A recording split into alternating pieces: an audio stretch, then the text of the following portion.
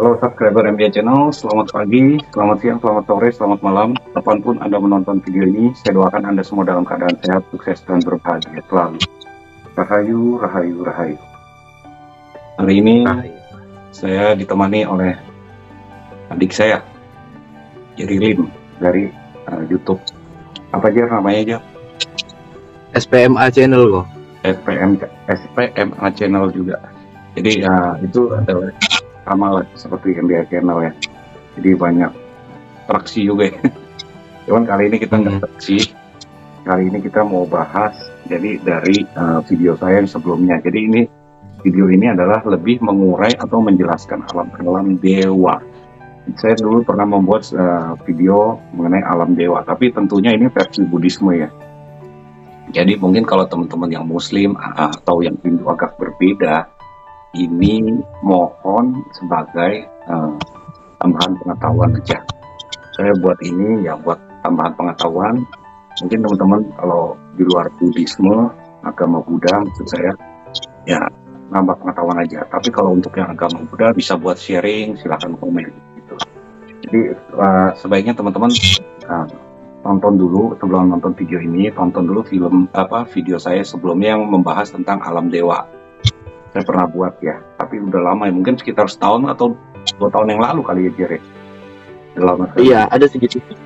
Nah ini pembahasan aja, lebih menguraikan gitu loh. Oke, jadi kalau di agama Buddha, teman-teman mungkin buat tambah pengetahuan aja. Jadi agama Buddha itu tidak mengenal yang namanya jin. Tidak ada sebutan jin di agama Buddha. Jadi hanya ada makhluk dewa atau manusia atau makhluk peta. Nah, peta itu atau makhluk alam tingkat bawah atau hantu yang kita dengar atau setan. Di atas para dewa ada lagi namanya makhluk Brahma. Nah, itu lebih luhur lagi dibandingkan para dewa. Tetapi saat ini yang akan saya bahas adalah makhluk dewa, alam para dewa. Oke, teman-teman. Jadi kalau saya ada sedikit buat ini, biar saya nggak lupa apa aja yang mau saya bahas, saya sudah catat. Nah, jadi saya mau sedikit kasih penjelasan ya. Nanti sesi berikutnya, ini santai aja, Jarak kita ngobrol. Jadi boleh tanya juga boleh, tetapi saya jelaskan dulu sedikit ya. Nanti saya kasih sesinya baru saya tanya. Oke, kita kan biasa Jere, udah sering kita telepon-teleponan seperti ini bahas-bahas tentang kalau agama Buddha bilangnya Dhamma. Mungkin ada baiknya kalau kita bahas juga di YouTube gitu loh. Mungkin bermanfaat bagi teman-teman lain yang ingin tahu seperti apa sih alam dewa. Betul. Nah, alam dewa adalah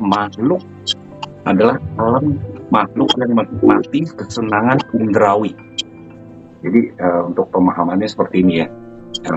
Kesenangan indrawi ya seperti rasa, itu contohnya. Jadi mereka di sana adalah makhluk-makhluk yang terlahir secara spontan, tidak melalui kandungan. Jadi tidak ada dewa yang mengandung atau dewi yang mengandung atau hamil, itu nggak ada. Hanya ada di alam manusia. Jadi kelahiran mereka itu spontan, sesuai dengan. Jadi biasanya itu bisa juga dewa itu terlahir dari hantu sebelumnya, atau manusia, atau dari binatang. Itu tergantung dari karma yang pernah dibuat sebelumnya. Bukan berarti binatang itu saat menjadi binatang dia melakukan suatu karma baik atau suatu perbuatan bajik, tidak. Atau hantu, karena mereka tidak ada kesempatan seperti itu. Mungkin sebelum dia menjadi binatang atau sebelum menjadi hantu, dia pernah di alam manusia, pernah melakukan suatu kebajikan, suatu perbuatan baik yang menyebabkan ada timbunan karma yang bisa melahirkan si makhluk itu terlahir di alam dewa. Ya, jadi paham ya Jer sampai di sini ya. Jadi bukan saat dia menjadi hantu atau saat dia menjadi binatang dia berbuat baik sampai terlahir di alam dewa, bukan seperti itu. Jadi di kehidupan sebelumnya lagi. Oke. Baik. Nah, alam dewa juga mempunyai jenis kelamin sebenarnya. Jadi kalau alam dewa masih ada jenis kelamin. Jadi ada pria dan wanita. biasa kalau yang pria itu kita sebut sebagai dewa. Ya, jadi kalau yang Baik. wanita itu biasa sebagai dewi, makanya ada sebutan dewa dewi. Nah, ada juga bidadari disebutnya. Oke, jadi jangan heran Oke. ada bidadari di Buddhisme, sebenarnya ada bidadari. Gitu. Jadi ada tingkatan-tingkatan alam juga, alam dewa itu. Jadi ada 1, 2, 3, 5 kalau nggak salah. Oke, kita urai dulu ya. Jadi alam dewa yang pertama, yang paling rendah adalah alam dewa yang paling dekat dengan kita. Jadi bermukimnya di bumi kita ini, Jer. Jadi seperti gunung-gunung, di pohon-pohon, di sungai, Oke. di lautan, di rumah-rumah kosong, di tempat keramat, bangunan-bangunan tua yang dikeramatkan, peninggalan atau di candi, itu ada dihuni oleh makhluk dewa tingkat rendah.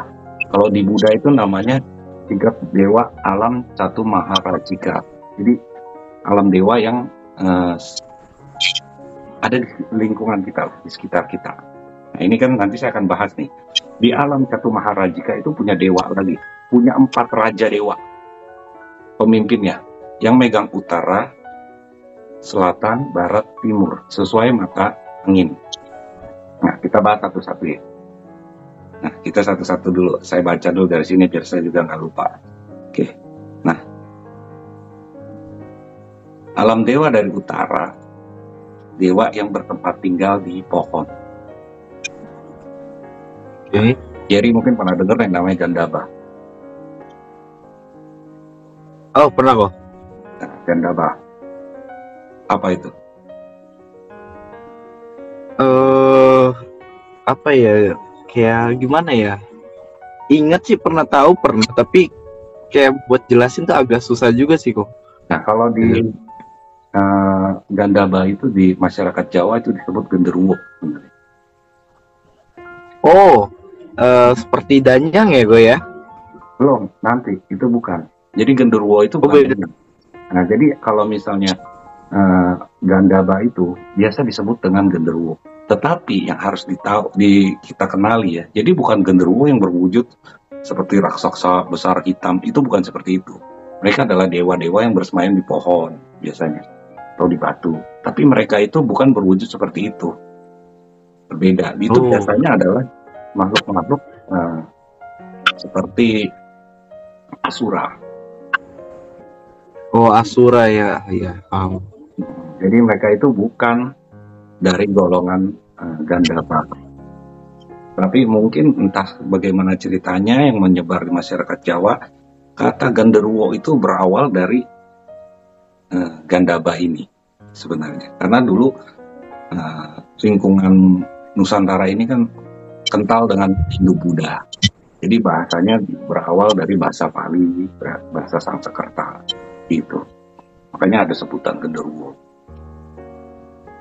Oke. Tapi yang jelas itu bukan ya.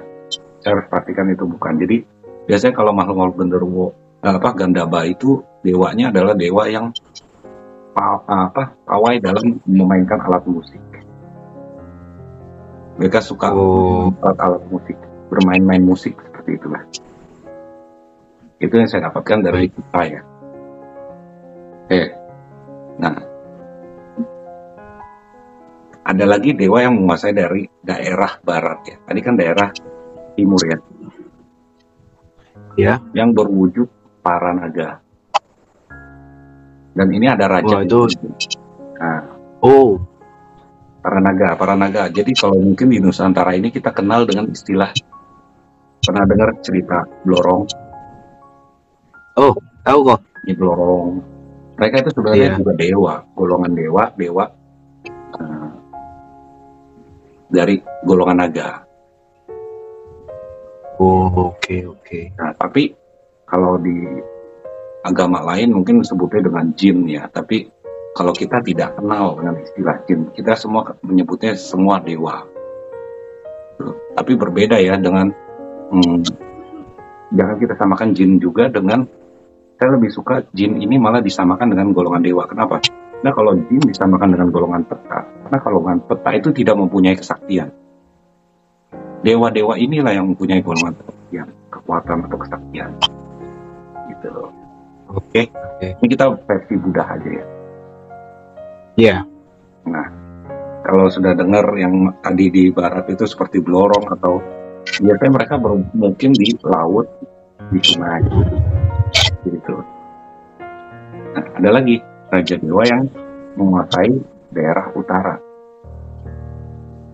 Daerah utara maksudnya dari utara, rajanya ini menguasai utara. Tapi para dewa ini tersebar di mana-mana. Bukan berarti dia hanya bermukim di utara atau di barat, tidak. Tetapi ada rajanya yang bermukim di daerah seperti itu, kerajaannya. Nah, kita dengan istilah, jadi tahu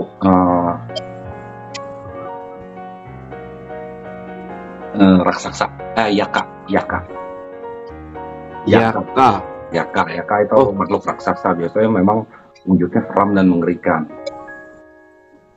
Oh iya tahu kok. Nah, itu raksasa. Mungkin kalau di Indonesia banyak yang mengenal Buto Ijo. Iya, Buto Ijo ya gue ya. Seperti itu ya. Mereka punya kesaktian yang luar biasa biasanya. Mereka hidup dengan penuh kesaktian, gitu loh. Nah, ada lagi nih. Ada dewa yang menjaga dengan istilah Danyang Sing Bau Rekso. Nah, itu udah nggak asing gitu. Nggak asing kan ya? Jadi kita sering baca, kita panggil, kalau kita malam Jumat panggil Danyang Sing Bau Rekso. Sebenarnya Danyang Sing Bau Rekso itu kan kalau di tanah Jawa itu sebutannya leluhur. Tetapi di agama Buddha itu sebenarnya ada. Danyang Sing Bau Rekso itu sebenarnya adalah dewa penjaga. Dewa penjaga yang menjaga manusia dan lingkungannya.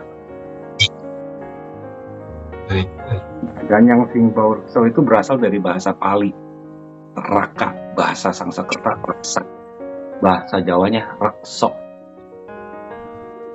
Makanya saya bilang tadi sebelumnya itu sebenarnya semua ada korelasinya antara karena Nusantara ini berawal dulunya itu adalah Hindu Buddha, lama di agama Hindu Buddha. Jadi kalau di bahasa Palinya itu Rekso itu adalah Raka, Sanskertanya Raksa. Jadi kalau di bahasa Jawanya Rekso, Danyang Sing Bau Rekso.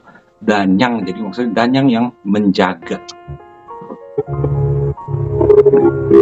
Dewa-dewa ini adalah dewa yang paling rendah, tingkatannya paling rendah, tetapi adalah dewa yang paling dekat dengan manusia yang ada di sekitaran kita, yang lebih mudah dimintai pertolongan.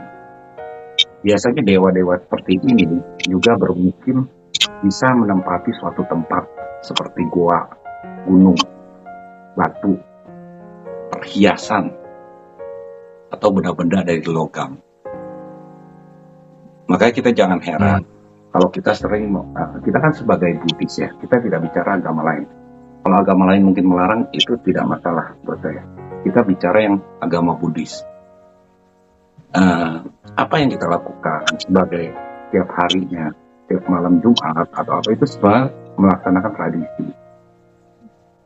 Adalah kita menghormati para leluhur, menghormati pada para dewa-dewa, menghormati para danyang tersebut. Terlepas kita meminta-minta, memang sebaiknya kita tidak meminta. Karena kan kita harus sadar sebagai umat Buddha itu tidak sebaiknya kita meminta-minta. Karena apa yang akan terjadi pada diri kita itu semua berawal dari perbuatan kita sendiri. Jika kita mau selamat, banyak-banyaklah kita berdana, membantu orang. Memang dewa-dewa seperti ini bisa kita mintai pertolongannya, bukan tidak bisa. Mereka punya kemampuan untuk membantu kita, tetapi itu hanya sifatnya sementara. Tidak bisa itu kita jadikan pasti selamat, seperti itu, enggak. Makanya ini agak berhubungan dengan benda-benda mustika sebenarnya. Makanya saya mau membahas ini karena ada hubungannya. Jadi dewa-dewa seperti ini adalah bisa dimintai pertolongan atau membantu kita. Ya kalau kita di umum Indonesia ini mengenal istilah kodam ya, pembantu. Pembantu kodam itu dari bahasa Arab yang berarti pembantu, membantu. Iya, pembantu, benar. Jadi kita bisa mintai pertolongan mereka, tetapi itu adalah sementara. Itu tidak bisa kita menganggap dengan kita mereka akan standby atau membantu kita selalu di kapan kita butuhkan. Itu tidak bisa karena mereka juga mempunyai sifat. Pertama yang harus diingat, dewa itu tidak semua baik. Walaupun mereka sebutannya dewa, terlahir sebagai dewa, memang mereka itu terbuat hasil dari perbuatan lampau mereka. Mereka terlahir menjadi dewa. Tapi bukan berarti mereka selalu berbuat baik. Tidak berarti mereka selalu baik, itu tidak berarti. Ada juga yang jahat. Gitu. Cocok. Nah, sekarang ada lagi di atas yang tadi Catu Maharajika ya. Jadi di atas itu ada yang namanya alam dewa Tawatimsa ya. Tawatimsa atau surga Tawatimsa yang dikepalai atau rajanya itu dengan sebutan Dewa Saka. Mungkin kalau di kebudayaan Tionghoa ya, kita mengenal yang namanya Kaisar Langit. Nah, Kaisar Langit. Ya orang Tionghoa Konghucu mungkin menyebutnya dengan Tikong, dengan menyebutnya Tien, dan macam-macam lah ya. Itu di luar konteks Buddhisme sebenarnya, tapi mungkin saya merasa itulah Dewa Saka yang mereka sebut. Jadi disebutkan di agama Buddha adalah Dewa Saka. Ada raja para dewa. Jadi Raja Saka ini atau Dewa Saka ini menguasai alam Tawatimsa juga dan alam Catu Maharajika yang tadi, alam dewa tingkat bawah. Jadi ada menurut cerita ada kalanya para dewa yang ada di bumi ini memberi laporan kepada raja para dewa, yaitu Dewa Saka. Dan saat bulan gelap dan bulan terang, biasanya para dewa ini turun ke bumi untuk melihat manusia. Mereka memantau, jadi manusia ini apakah perilakunya baik atau benar. Seperti itu. Jadi harus hati-hati kalau udah di bulan gelap dan bulan terang. Itu biasanya para dewa dari langit akan turun. Dia memantau. Dan jadi dimintai juga pertanggungjawabannya atau dari para 4 raja dewa yang menguasai utara, barat, selatan. Karena mereka semua juga tetap tunduk pada Dewa Saka. Dewa Saka itu adalah Kaisar Langit lah atau rajanya para dewa. Begitu. Kenapa para dewa itu, kalau kita bilang kepo ya, ngurusin manusia? Karena mereka tetap mencari kebajikan, mengumpulkan kebaikan supaya mereka, karena para dewa itu walaupun raja para dewa sekalipun akan mati, ada usianya, walaupun usianya tidak sebanding dengan manusia, mereka sangat umurnya panjang sekali, berbeda dengan manusia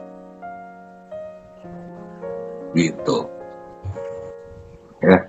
Jadi mereka berbuat kebajikan, berharap setelah mereka mati, mereka bisa terlahir lagi di alam dewa atau bahkan alam dewa yang lebih tinggi.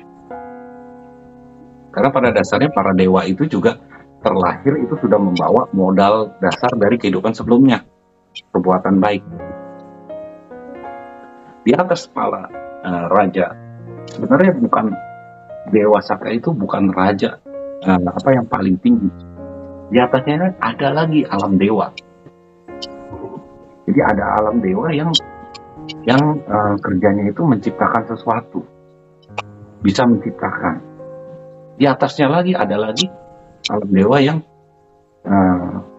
menerima atau menikmati hasil ciptaan dari alam dewa yang di bawahnya. Oh, jadi ada lagi sebenarnya. Cuman biasanya kalau 2 alam di atas ini tidak terlalu intens ke alam manusia. Yang lebih intens adalah Tawatimsa dan Catu Maharajika yang berada di lingkungan kita. Nah, mau lebih dekat lagi ya kita ke Catu Maharajika. Jadi yang biasanya bisa dimintain pertolongan adalah dewa-dewa Catu Maharajika yang tadi yang mempunyai 4 raja dewa lagi.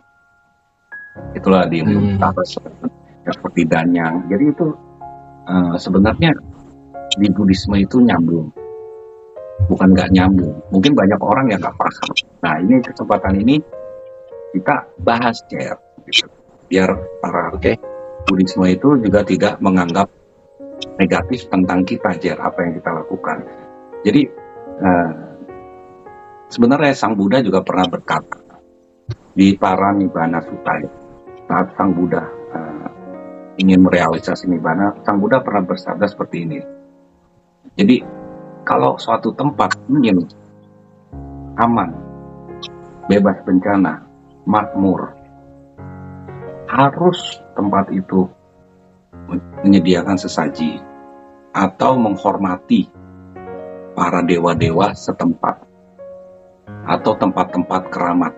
Karena dipercaya tempat-tempat keramat itu dimukimi oleh para dewa yang menjaga, seperti para Danyang. Jadi kalau teman-teman yang di Bali itu mereka sangat menghormati ya. Jadi setiap tempat di mana mereka menghormati. Jadi sebenarnya di ajaran Buddha itu ada aja. Bukannya berarti kita sesat. Bukan berarti saya juga membenarkan ya. Karena kita harus sebagai manusia dengan dewa itu kita harus saling match gitu loh, saling menghargai. Saling menghargai gitu ya. Betul, saling menghargai. Jadi kita tidak pernah tahu para dewa membantu kita dalam kehidupan sehari-hari kita. Ya setidaknya kita memberikanlah suatu penghormatan, penghargaan. Ya mungkin bahasanya kalau di teman-teman di luar sesaji itu kan dengarnya terlalu gimana ya? Adalah ya kalau buat saya sih pribadi itu biasa aja. Ya itu kembali lagi ke agama. Makanya kita kembali lagi ke agama kita.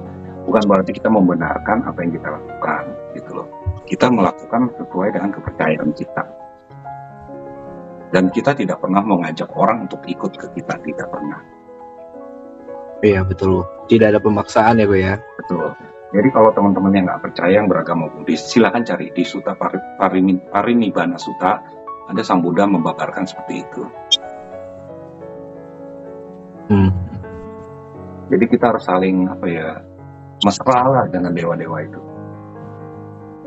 Nah setelah kita ngobrol panjang lebar mengenai dewa-dewa ini, sebenarnya manusia dan kehidupan sekarang ini kita bisa kelak terlahir menjadi dewa. Lu mau gak caranya jadi dewa? Iya sih, mau tahu juga sih kok.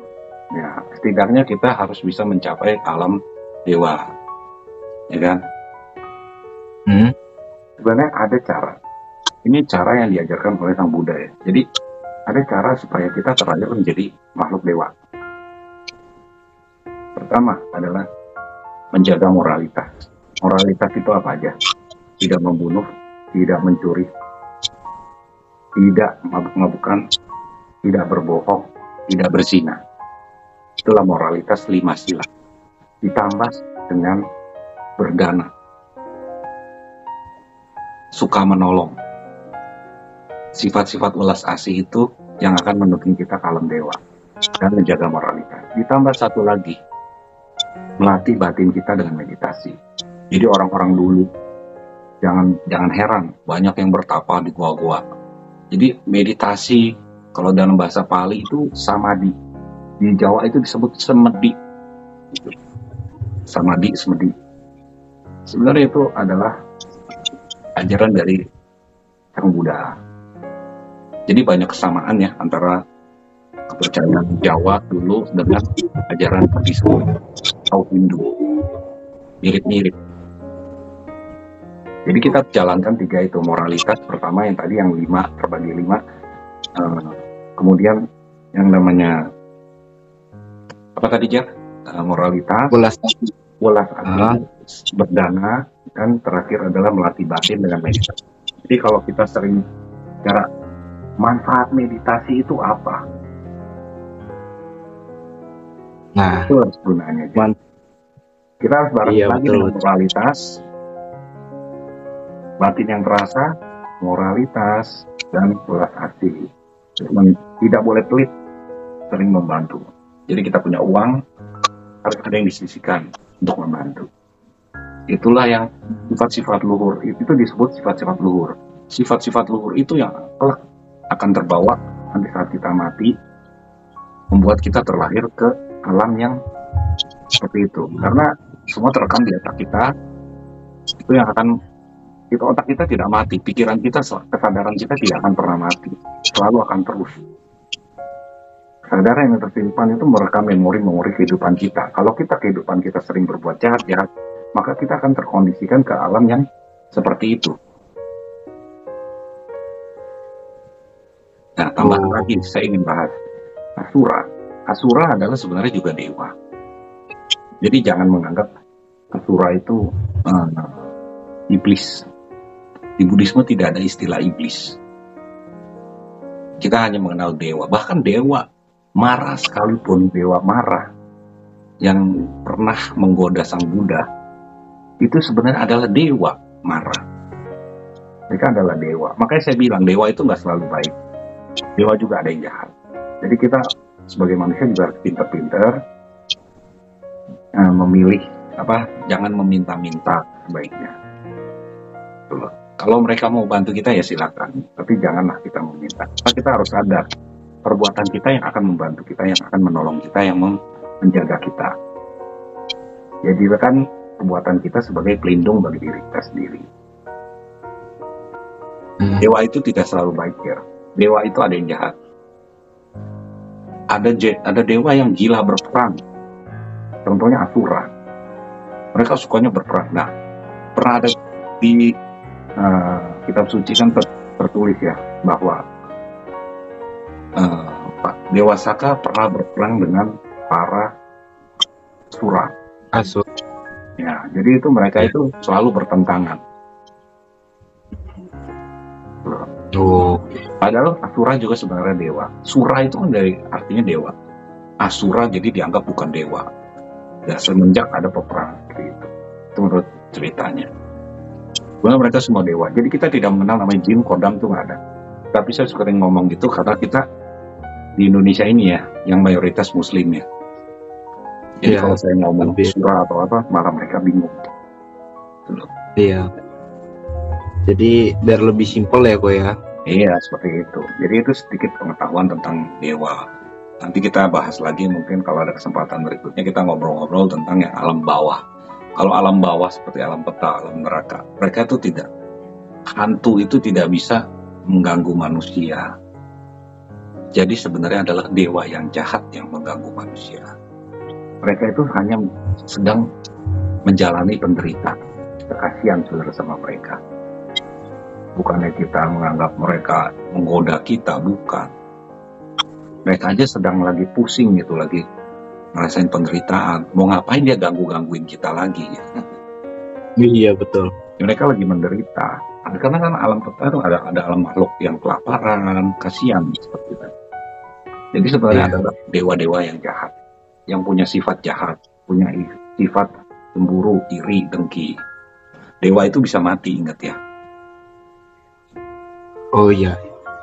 Dia tahu itu. Di kitab suci pernah dibahas bahwa dewa itu ada yang mati karena lupa makan. Karena dia hanya menikmati kesenangan indrawi. Dewa itu perlu makan. Cuman masalah makannya apa itu yang tidak saya tahu ya. Mungkin bukan makanan padat seperti kita ya. Mungkin makanannya apa. Yang saya yakini ya mereka kan ada.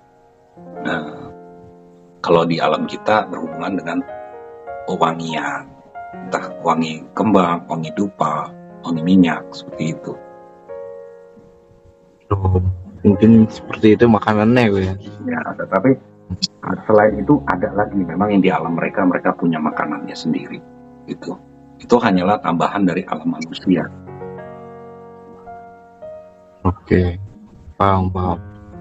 Dan ciri-ciri khas dewa yang sudah mau mati atau sudah mau habis masa hidupnya di alam dewa, itu saya lupa sebenarnya ada 5, tapi yang saya ingat aja ya saya sebutin ya. Cahayanya redup. Karena kan dewa itu makhluk cahaya. Mereka bercahaya, Oke. tapi cahayanya redup. Maka jangan heran kalau kita bermeditasi melihat cahaya, bisa berkomunikasi dengan cahaya, itu adalah dewa, dewata. Itu adalah makhluk-makhluk dewa. Oh, Kemungkinan kenapa kita hanya bisa melihat cahaya? Padahal mereka punya bentuk. Kenapa kita hanya bisa melihat cahaya? Karena di diri kita masih banyak kekotoran batin.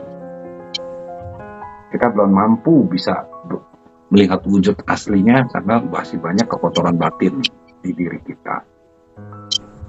Mereka itu makhluk cahaya. Nah, cahayanya redup. Jadi kalau misalnya di alam dewa itu kan ada mereka berpakaian ya. Pakaiannya itu udah mulai apa ya? lesu.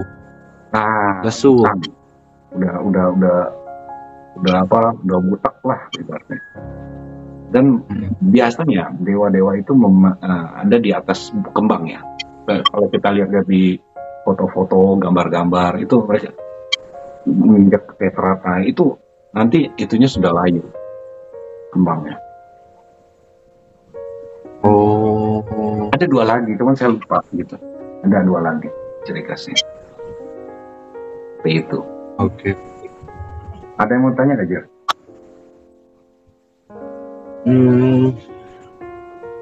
Paling kayak kalau ceritanya kayak udah apa ya namanya? Udah gak ada pertanyaan gitu loh, karena udah jelas banget buat Jerry kok. Jelas ya. Oh, buat Makanya Jerry. bermanfaat juga ya buat teman-teman yang lain ya. Menambah pengetahuan kayak. Ingat ini kita sebenarnya sharing. Teman-teman juga boleh komen di kolom komentar mau nambahin apa yang kurang dari saya. Karena saya itu masih banyak harus belajar terus terang. Tapi ini saya sharing aja. Mungkin kan saya sering ngobrol sama Jerry. Kita sering video call seperti ini, ngobrol-ngobrol tentang dhamma. Nggak ada salahnya sesekali saya rekam. Karena topiknya bagus, saya rekam untuk saya upload. Betul. Nah kan di luaran sana kan ada juga yang Buddhisme yang juga kurang tahu ya kok ya, tentang iya. alam dewa. Nah, Mana mungkin dari belum ada kesempatan ya buat denger seperti ini. Ingat ya teman-teman, kalau saya ada sedikit kesalahan mohon dimaklumi. Tetapi saya tidak punya niat untuk menyesatkan. Ini apa yang saya tahu, saya coba berbarkan. Gitu. Kalau saya ada salah silahkan dikoreksi. Jangan langsung menjudge saya itu so pintar atau apa. Enggak. Saya sebenarnya memang sama Jerry sering-sering ngobrol seperti ini. Sesekali apa salahnya saya share juga, saya open ke teman-teman yang lain. Tujuan saya hanya seperti itu. Kalau saya ada salah mohon dimaafkan, silahkan dikoreksi. Itu aja. Oke, Jar. Ini udah 30 menit, Jar. Mungkin nanti kita akan ngobrol-ngobrol yang lain seperti meditasi lah ya, Jar. Bahas lagi. Iya. Oke, Jar. Thank you ya, Jar. Oke kok. Oke, teman-teman. Sampai jumpa pada video selanjutnya. Semoga videonya bermanfaat. Semoga semua makhluk berbahagia. Rahayu.